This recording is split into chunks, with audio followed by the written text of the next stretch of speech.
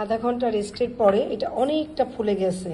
এই যে ডোটা অনেকখানি ফুলে গেছে। এটা আরেকটুখানি মুথে নেব।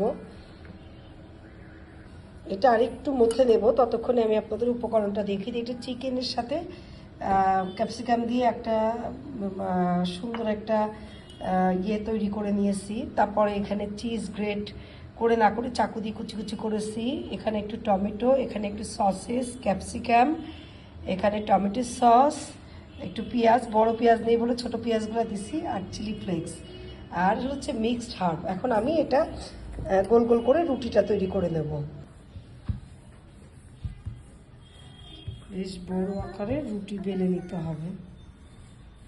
হ্যাঁ, এখন এই যে রুটিটা অনেক বড় রুটি তৈরি হয়ে গেছে। এখন আমি এটা ডেকোরেশন করব এর উপরে। এখন রুটিটাকে সুন্দর করে আমি এভাবে সেট করে নেব।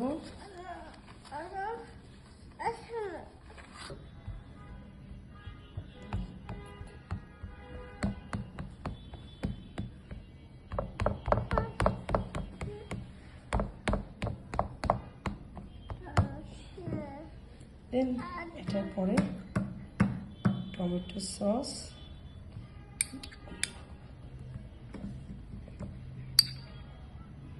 এখন আমি এর উপরে আমার তৈরি করা সেই চিকেন এবং ক্যাপসিকাম দিয়ে এটা এর উপরে দিয়ে দেবো।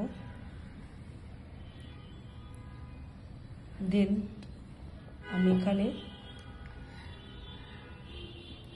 সসেস,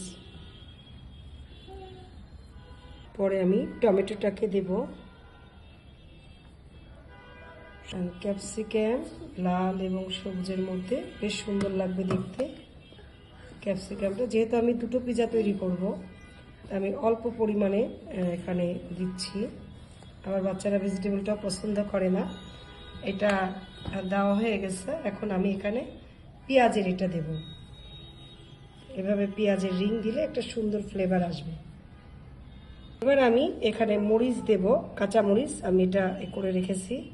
যেহেতু বাচ্চারা খাবে, তারপর মরিচটা তুলে ফেলে দেওয়া যাবে।